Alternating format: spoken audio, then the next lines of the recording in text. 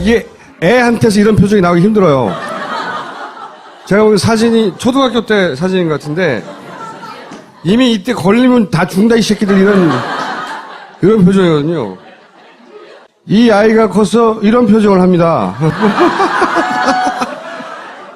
대한민국 헌정사상 가장 까칠한 정치인을 소개를 했죠. 예. 근데 의외로 방송에 나오고 나서 많은 분들이 너무 재밌다. 이렇게 웃긴지 몰랐다. 총리님도 즐기시는 것 같더라고요. 예. 그래서 제가 속으면 안 된다 이런 생각에 방심하면 안 된다 이런 생각에 이런 사진도 보여드립니다. 이 유세할 때 표정이거든요. 표를 내놔라 이 새끼들아 이런 거야. 본인은 이런 표정으로 본인이 나간 모든 선거에서 다 이겼어요. 이해하기 힘든데. 당 내 선거는 아니고 네. 당 바깥의 선거. 그렇죠. 지난번에 이제 앞으로 한 달에 한 번씩은 나오시기로 약속을 했는데 오늘 지켜주셨어요. 이해찬 전 총리를 모시겠습니다.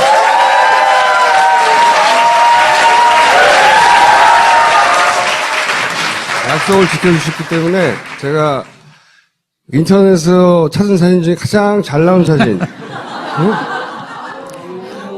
젊었을 때 각도의 힘이죠, 각도의 힘. 젊었을 때 이런 각도로 나온 사진을 제가 찾아가지고 이 사진을 깔아놓고 혹시 지난 방송을 본 주변 분들이 뭐라고 안 그러시던가요? 저는 파파이스가 이렇게 많이 보는 줄 몰랐는데 그 끝나고 나니까 재미나게 봤다는 사람들 많이 만났어요. 네. 잘 나갔다 또 나가라 아니면 왜 그런 데 나갔냐 뭐 이런 여러 가지 반응이. 그럼 2번, 3번 봤다는 사람도 있고. 네. 아, 총리님 나온 부분만. 예. 혹시 사모님한테 혼나진 않으셨어요? 그날 같이 왔고 오늘도 같이 와야 여기 와 있어요 지금. 재밌다고. 재밌다고 여기 지금 같이 와 있어요. 이따 가실 때 이 꽃 가져가실 거예요? 당연히. 먼저 이 헌재 판결 보시다가 중간에 움찔 안 하셨어요? 참 간결하고 좋은 판결문이었다 이렇게 생각을 하고 특히 김희수 판사하고 이진성 판사가 그 보충 의견을 냈잖아요. 예. 그게 세월호 유가족들한테 큰 마음의 위로를 주는 아주 좋은 보충 의견이었다는 그런 생각을 많이 했어요. 자, 그러면 또 그 대선 얘기하기 전에 박근혜 전 대통령이 검찰 조사 받았는데 구속영장 청구될까요? 예, 지금 공범 관계인데 공범 관계 중에서 지금 하범들은 다 들어가 있잖아요. 오히려 우두머리거든 지금. 맨 우두머리가 안 들어간다는 재판이 성립이 안 되죠. 재판이 성립이 안 되고 우리나라 헌법 11조에 보면은 모든 국민은 법 앞에 평등하다고 돼 있거든요. 그러니까 그 법의 원칙에 따라서 당연히 구속돼야 되는 거고 구속이 되느냐 안 되느냐에 따라서 기소 날짜가 달라져요. 구속이 되면 20일 내에 기소가 되는 거고 구속이 안 되면은 기소를 언제 할지 몰라요. 불구속이 되면은 그리고 재판도 구속이 되면은 1년 내에 다 끝내야 되고 대법원까지 구속이 안 되면은 1년 내에 끝내야 되는 규정이 없어요.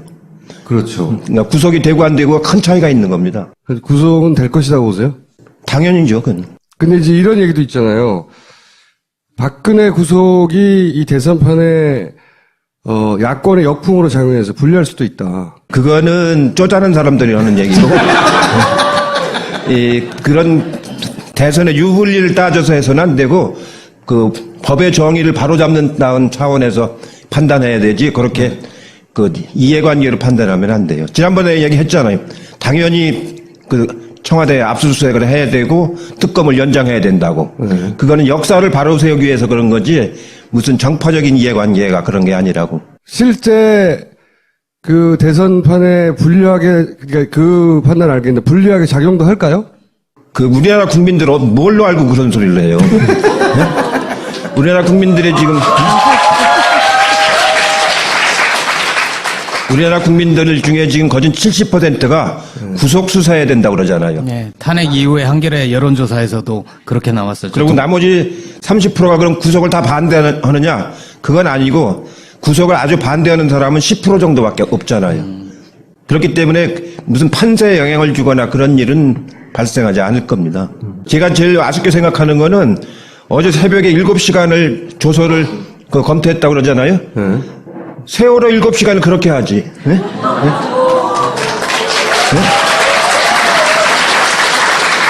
세월호 7시간을 그렇게 했으면 애들이 다 살았을 거 아니에요. 자기 구속될까봐 7시간을 그걸 들여다보고 있으면은. 각 당 그 상황을 한번 짚어보려고 하는데 그 전에 이제 어느 당 소속도 아닌 김종인 전 대표는 왜 나간 겁니까? 할 일이 없어서 나간 거 아니에요?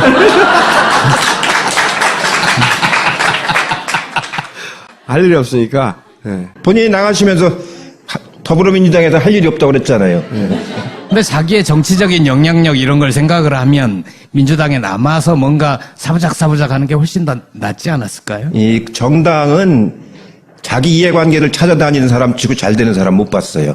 잘 안 되더라도 그 당에 꾸준히 맞아요. 당을 발전시켜 가면서 함께하는 그런 사람들이 결국은 나중에 맞으면 정치 지도자가 되고 이제 그러는 거지. 이 철새라고 보통 그러잖아요. 이렇게 왔다 갔다 하는 사람들은. 예, 그거는 도래지가 없어서 안 됩니다. 그러면 김종인 전 대표가 이 대선판에서 유의미한 변수는 안 된다? 이 요새 뭐 무슨 정운찬 뭐 김종인 뭐 이런 누구누구 이렇게 하는데 그분들은 대선 때만 되면 서로 치켜 올리면서 이렇게 프로모션 하는 사람들이거든요.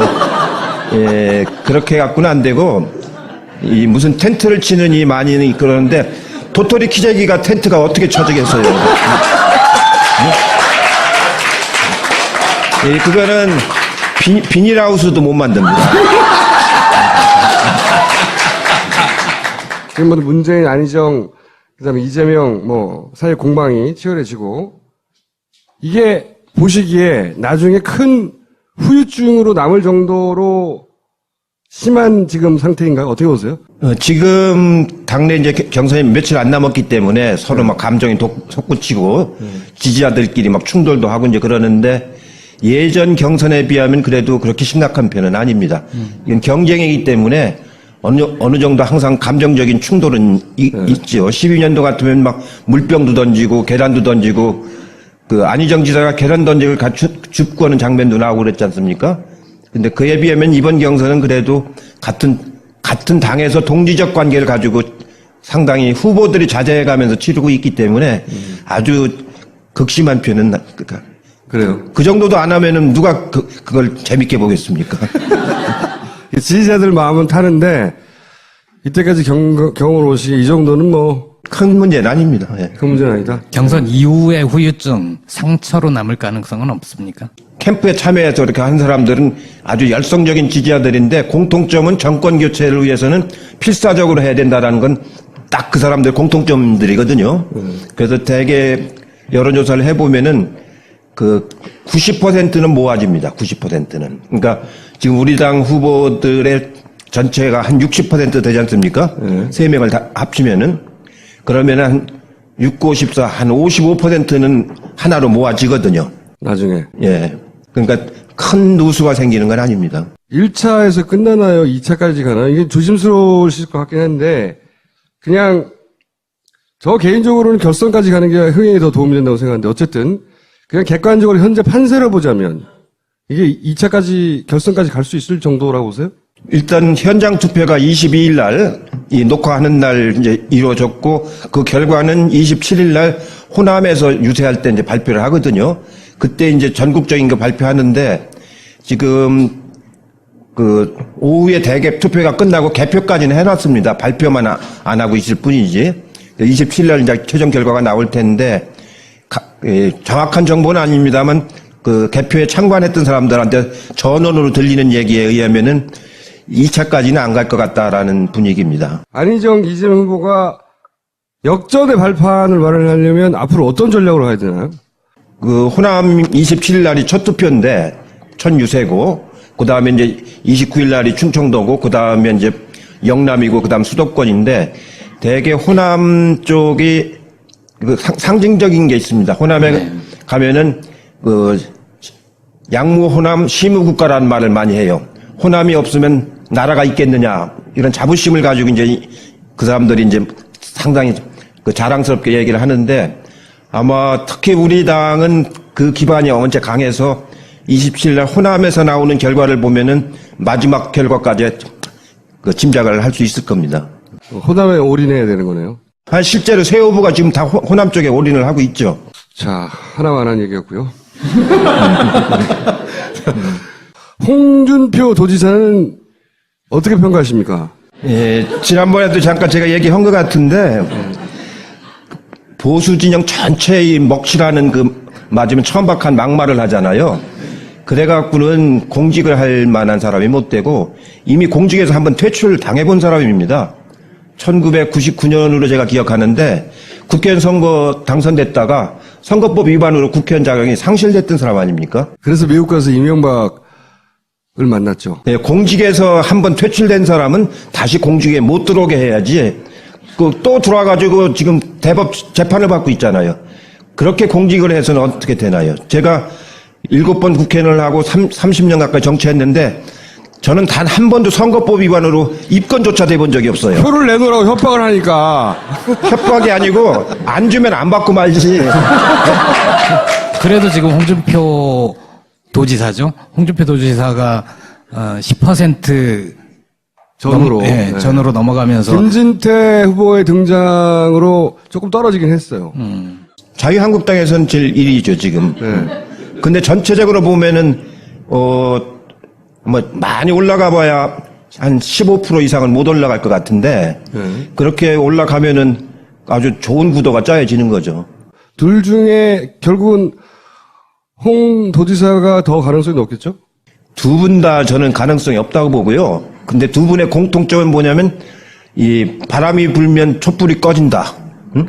풀은, 바람이 불면 눕는데, 뭐, 검찰은, 바람이 오기도 전에 눕는다. 이런 비유를 하는 걸 보고, 참, 어떻게 보면은, 오죽 할 말이 없으면 그런 소리 하겠습니까? 박근혜 전 대통령의 구속이 혹시 그 지지율을 끌어올리는 계기가 되지 않을까요? 글쎄, 아까도 그런 소리 하지 말라고 제가 그랬는데. 만약에 홍준표 도지사가 되면 자유한국당만으로는 안 되는 게 뻔하기 때문에 바른정당하고의 단일화 시도를 할 거잖아요. 벌써 그런 움직임이 있는 것 같은데. 근데 이제 바른정당 같은 경우는 유승민 후보가 유력한데 지지율이 안 나온단 말이죠. 그럼 단일화 시도가 있을 텐데 단일화 시도로 결국 단일화 될 거라고 보세요? 두 당 간의 후보는? 그 짬뽕에다 짜장면 말아먹는 법이 있어요? 짜장면 먼저 먹고 나중에 짬뽕 먹는 거지. 두 개 섞어 먹으면 무슨 맛으로 먹겠습니까? 그거는 무슨 이혼이 아니고 별거라고 뭐 그런 얘기를 하는데 별 의미 없는 얘기예요. 그거는 실제로 그 사람들을 퇴출시키고자 하는 게 지금 국민의 여론인데 정권 교체하자는 게 그 사람들 퇴출시키자는 거 아닙니까? 그래서 합쳐지거나 말거나 전 별 관심이 없어요. 그 사람들의 일부가 지금 호남 쪽에서 지지가 좀 있는 국민의당 쪽의 후보와 합치거나 당과 합치거나 이럴 가능성은 없을까요? 유승민 후보는 국민의당과도 합쳐야 된다는 얘기를 여러 번 해왔으니까. 그러니까 이제 지난번에도 제가 말씀드린 것처럼 그런 후보 단일화는 요새는 대세가 아니라니까요. 국민들이 그거는 여러 번 맞으면 아니라는 걸 경험을 했기 때문에 이제는 유권자 단일화 시대란 말이에요. 유권자가 스스로 선택해서 하나를 만드는 시대로 가고 있기 때문에 어느 당 후보가 누가 합치고 하면 유권자가 따라갑니까? 안 따라가죠. 그렇기 때문에 그런 인위적인 단일화 이거 가지고 시도하는 것은 국민들이 호응도 안 할 뿐만 아니고 결과적으로 성공도 못하죠. 자유한국당과 바른정당 단일화는 성공하지 않을까요? 어쨌든 자기들은 너무 급하니까. 아까 제가 말씀드렸잖아요. 그건 짬뽕하고 짜장면하고 섞어 먹는 거라고. 네. 돼도 큰 의미가 없다. 탄핵한 사람하고 반대한 사람이 다시 또 하나로 뭉치는 건데 그러면 옛날 원박으로 돌아가는 거 아닙니까? 예? 원박으로 돌아가는 건데 그게 무슨 의미가 있겠어요? 더군다나 탄핵된 원박으로 돌아가는 건데. 만약에 자유한국당과 바른정당이 단일화를 했어요. 현재 그 가능성이 더 높은 건 이제 홍준표인데 지지율 상으로는 홍준표하고 바른정당 국민의당은 안 할 것 같거든요. 안 하죠. 예, 안 할 것 같은데 순서를 바꿔서 바른정당이 안철수 후보가 먼저 했어요. 그런 가능성은 뭐 제로는 아닌 것 같은데 하고 나면 안철수하고 홍준표도 안 할 것 같거든요. 못 할 거죠. 예. 예. 셋이 합쳐지진 저는 않을 것 같아요. 이쪽을 합쳐지면 저쪽을 합쳐질 것 같은데 지금 분위기로는 바른정당하고 자유한국당 원래 한 식구였으니까 이게 먼저 일어날 것 같거든요. 이게 일어나면 그럼 전체 이번 대선 구도는 대략 사당 구도로 갈까요? 그럴 가능성이 높죠. 사상 구도로. 사당 구도? 그래서 아까 제가 좋은 구도가 잡힌다고 그런 게 좋은 구도. 예? 이미 더불어민주당이 한 60%를 확보한 상태에서 4당 구도로 가기 때문에 그 두 번째 당이 얻을 수 있는 그 지지도가 뭐 결코 20%를 못 넘어서는 거죠. 그러면은 대략 한 5대, 뭐 2대, 뭐 10몇 프로 뭐 이런 그런 정도 되겠죠. 예. 그런 정도로 전망하시죠. 한 80%가 투표한다고 본다면은 네. 투표율이 한 80% 된다고 보면 대개 한 5대 2대 1 정도 그 정도 되겠죠. 이 구도가 앞으로 50일, 40 며칠 이내에 흔들린다면 어떤 이유로 흔들릴까요? 지금은 이제 흔들릴 구도는 거의 없어요. 없고 그게 이제 다른 때보다도 제일 그 특징이 이번이 19대 대통령 선거인데 역대 대통령 선거보다 가장 큰 특징은 정권 교체에 대한 열망이 국민들에게 너무 절실한 겁니다. 그렇기 때문에 거기에 져야 되는 요소는 전부 다 배제시키는 거거든요. 각자 후보들도 정권 교체에 걸림돌이 된다고 하는 사람은 각 당 내에서도 이제 배제가 되지 않습니까? 그래서 이제는 큰 변수가 오기는 너무 이제 시간이 늦었다 이렇게 생각을 합니다. 그래도 끊임없이 시도할 거 아닙니까? 그렇죠. 시도해 하겠죠.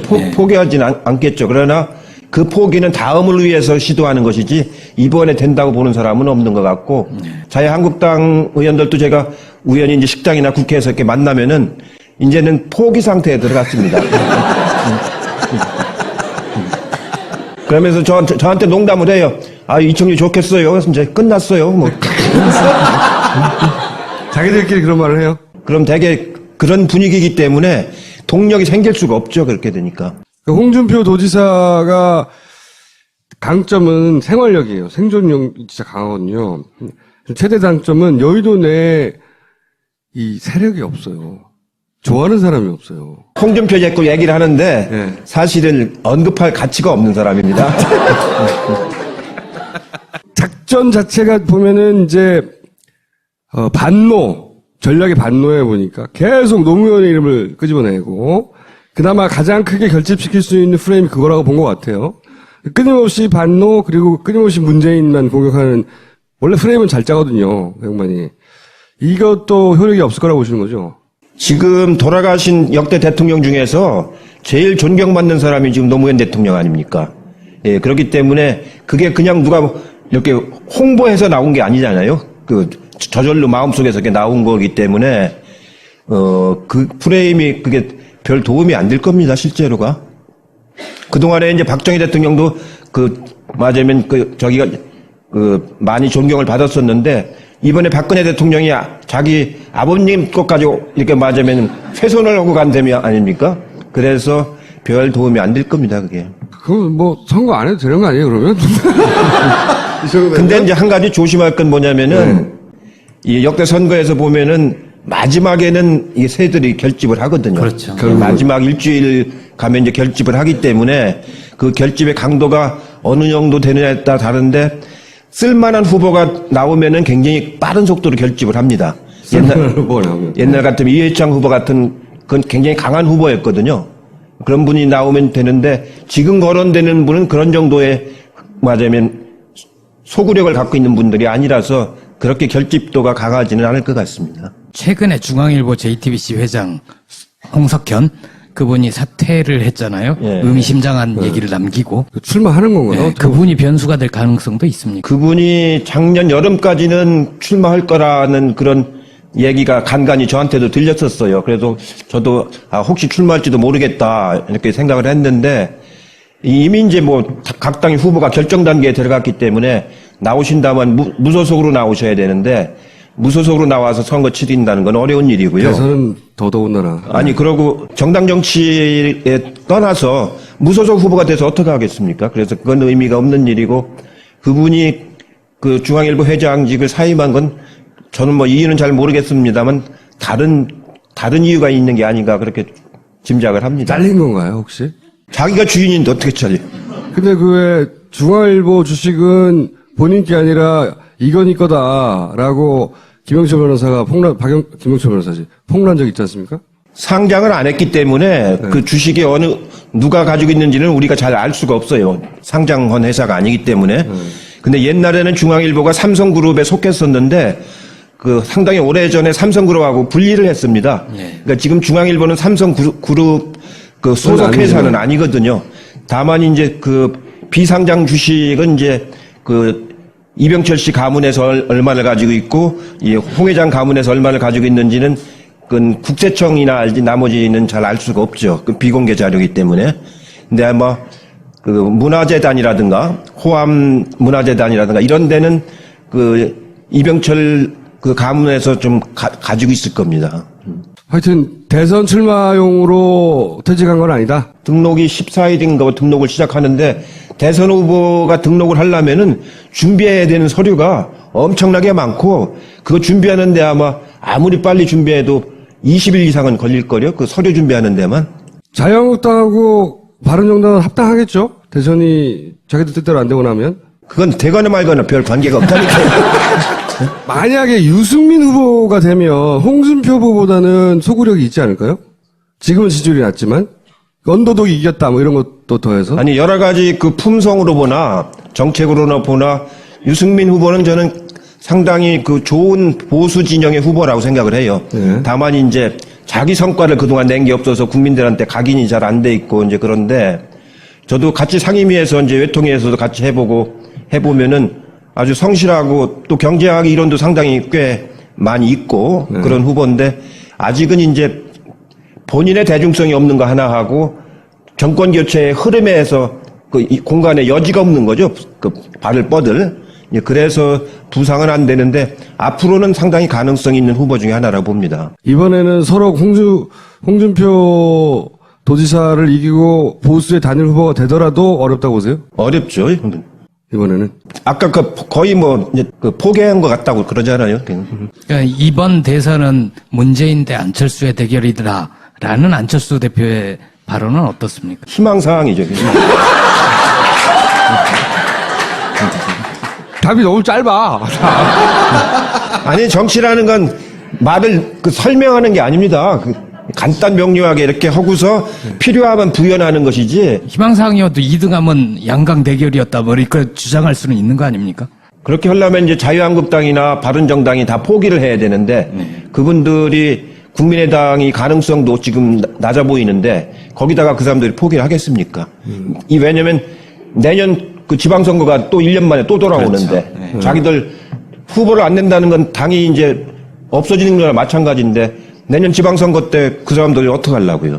그렇기 때문에 당에서 대선 후보를 안 낸다고 하는 거는 모르겠어요. 제가 보기엔 이번 대선 끝나면 큰 정계 개편은 올 겁니다. 지금 자유한국당이나 저런 게 그대로 유지될 것 같지는 않고 또 국민의당도 집권을 못하면은 이제 별로 그 의미가 없어지지 않습니까? 그렇기 때문에 이번 대선 끝나고 나면 전체적으로 큰 정계 개편이 이제 이루어질 텐데 그 차원에서 이제 협치의 문제라든가 그 맞으면 연정의 문제라든가 이런 차원에서 생각을 해야 되는데 사전에 인위적인 연정이라든가 이렇게 되는 건 아니거든요. 제가 보기엔 국회 선진화법이 있어서 다수가 있어야 되는 건 사실이에요. 그러나 그 다수라고 하는 것이 뭐 꼭 180석 있어야 되는 건 아니고 사안에 따라서 이제 그 서로 간에 협치를 하게 되는 그런 그 국회 운영을 이제 하게 되리라고 봅니다. 그러면 결국 대선이 이 구도대로 끝나고 나면 크게 다시 그 거의 양당 구도 비슷하게 갈 수도 있겠네요. 정의당은 물론 있긴 하지만 거의 이제 양당으로 갈 가능성이 높고 이제 개헌 논의가 시작될 거 아닙니까? 이번 이제 대선이 끝나고 나면은 각 당이 전부 내년 지방선거 때 개헌하자는 소리는 공통으로 이제 나오고 있기 때문에 그리고 국회 개헌특위가 지금 돌아가고 있기 때문에 아마 5월 선거가 끝나고 나면은 바로 이제 하반기부터는 이제 개헌 논의가 본격적으로 이루어질 거기 때문에 개헌 논의를 할 때 내각제로 할 거냐 아니면 분권형 대통령제를 할 거냐 이런 국가 권력의 형태를 어떻게 하느냐 따라서 맞으면 각 당의 흐름들이 나오기 때문에 그거에 맞춰서 전반적인 정계 개편 논의가 이루어질 가능성은 상당히 높죠. 남은 변수도 없고 이대로 가는 것이고 그리고 자유한국당과 바른당이 단일화를 하든 말든 신경 쓸 것도 없고 예.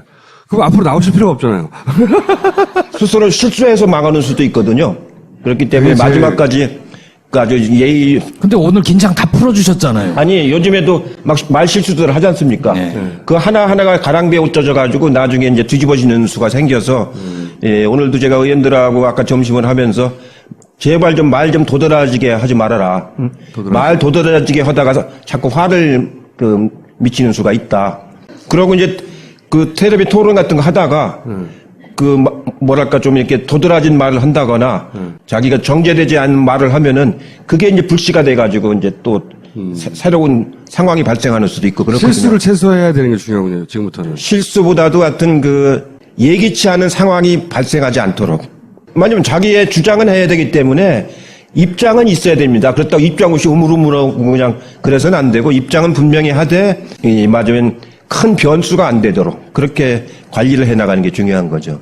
그러니까 제가 이제 기획본부장을 할 적에 보면은 일일이 전부 다 그날의 행동 반경하고 말씀 자료 그거를 만들어내는 것이 제일 중요한 일이고 그대로 안 지키면 후보한테 막 뭐라고 해요.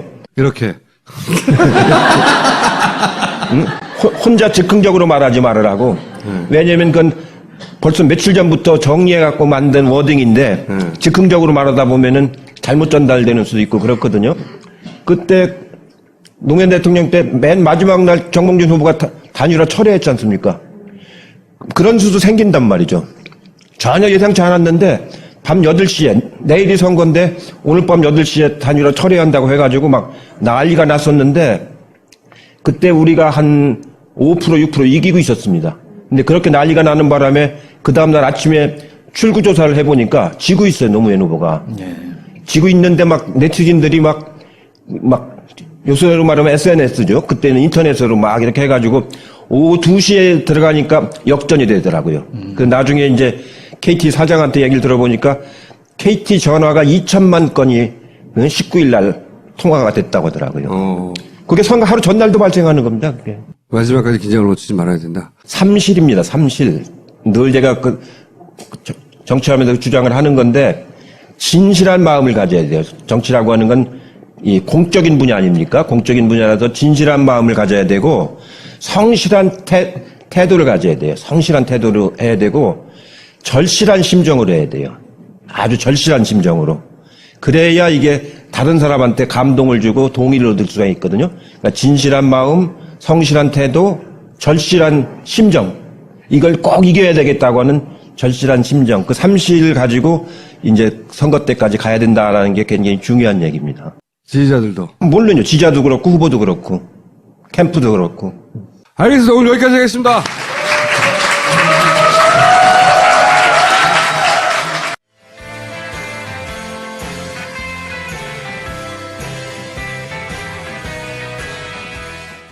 우리나라 국민들 뭘로 알고 그런 소리를 해요? 네?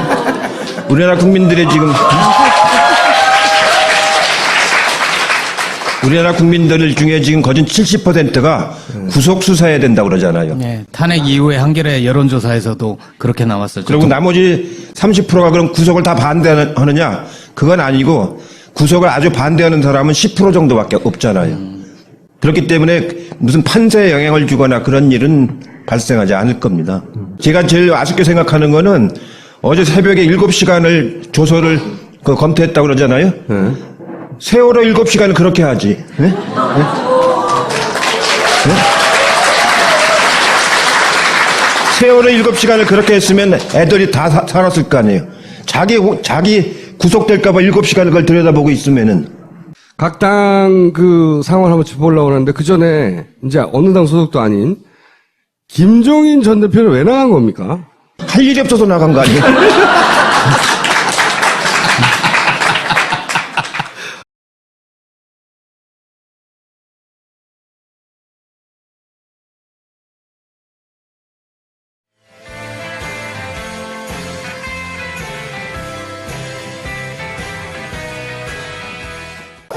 이게 애한테서 이런 표정이 나오기 힘들어요. 제가 보기엔 사진이 초등학교 때 사진인 것 같은데 이미 이때 걸리면 다 죽는다 이 새끼들 이런 표정이거든요. 이 아이가 커서 이런 표정을 합니다. 대한민국 헌정사상 가장 까칠한 정치인을 소개를 했죠. 예. 근데 의외로 방송에 나오고 나서 많은 분들이 너무 재밌다. 이렇게 웃긴지 몰랐다. 총리님도 즐기시는 것 같더라고요. 예. 그래서 제가 속으면 안 된다 이런 생각에 방심하면 안 된다 이런 생각에 이런 사진도 보여드립니다. 이 유세할 때 표정이거든요. 표를 내놔라 이 새끼들아 이런 거야. 본인은 이런 표정으로 본인이 나간 모든 선거에서 다 이겼어요. 이해하기 힘든데. 오늘도 같이 여기 와 있어요, 지금. 재밌다고? 재밌다고 여기 지금 같이 와 있어요. 이따 가실 때 이 꽃 가져가실 거예요? 당연히. 먼저 이 헌재 판결 보시다가 중간에 움찔 안 하셨어요? 참 간결하고 좋은 판결문이었다, 이렇게 생각을 하고, 특히 김희수 판사하고 이진성 판사가 그 보충 의견을 냈잖아요. 예. 그게 세월호 유가족들한테 큰 마음의 위로를 주는 아주 좋은 보충 의견이었다는 그런 생각을 많이 했어요. 자, 그러면 또 그 대선 얘기하기 전에 박근혜 전 대통령이 검찰 조사 받았는데 구속영장 청구될까요? 예, 지금 공범 관계인데 공범 관계 중에서 지금 하범들은 다 들어가 있잖아요. 오히려 우두머리거든. 지금 맨 우두머리가 안 들어간다는 재판이 성립이 안 되죠. 재판이 성립이 안 되고 우리나라 헌법 11조에 보면은 모든 국민은 법 앞에 평등하다고 돼 있거든요. 그러니까 그 법의 원칙에 따라서 당연히 구속돼야 되는 거고 구속이 되느냐 안 되느냐에 따라서 기소 날짜가 달라져요. 네?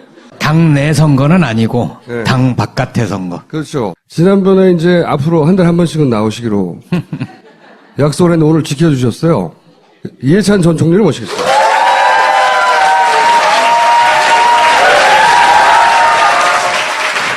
약속을 지켜주셨기 때문에 제가 인터넷에서 찾은 사진 중에 가장 잘 나온 사진. 응? 젊었을 때 각도의 힘이죠, 각도의 힘. 젊었을 때 이런 각도로 나온 사진을 제가 찾아가지고 이 사진을 깔아놓고 혹시 지난 방송을 본 주변 분들이 뭐라고 안 그러시던가요? 저는 파파이스가 이렇게 많이 보는 줄 몰랐는데 그 끝나고 나니까 재미나게 봤다는 사람들 많이 만났어요. 네. 잘 나갔다 또 나가라 아니면 왜 그런 데 나갔냐 뭐 이런 여러 가지 반응이. 그럼 2번, 3번 봤다는 사람도 있고. 아, 총리님 나온 부분만. 예. 혹시 사모님한테 혼나진 않으셨어요? 그날 같이 와 구속이 되면 20일 내에 기소가 되는 거고 구속이 안 되면은 기소를 언제 할지 몰라요. 불구속이 되면은. 그리고 재판도 구속이 되면은 1년 내에 다 끝내야 되고 대법원까지. 구속이 안 되면은 1년 내에 끝내야 되는 규정이 없어요. 그렇죠. 그러니까 구속이 되고 안 되고 큰 차이가 있는 겁니다. 구속은 될 것이라고 보세요? 당연히죠, 그건. 근데 이제 이런 얘기도 있잖아요. 박근혜 구속이 이 대선판에 야권의 역풍으로 작용해서 불리할 수도 있다. 그거는 쪼잔한 사람들이 하는 얘기고. 그런 대선의 유불리를 따져서 해서는 안 되고 그 법의 정의를 바로잡는다는 차원에서 판단해야 되지 그렇게 그 이해관계로 판단하면 안 돼요. 지난번에 얘기했잖아요. 당연히 그 청와대에 압수수색을 해야 되고 특검을 연장해야 된다고. 그거는 역사를 바로 세우기 위해서 그런 거지 무슨 정파적인 이해관계가 그런 게 아니라고. 실제 그 대선판에 불리하게, 그러니까 그 판단 알겠는데 불리하게 작용도 할까요?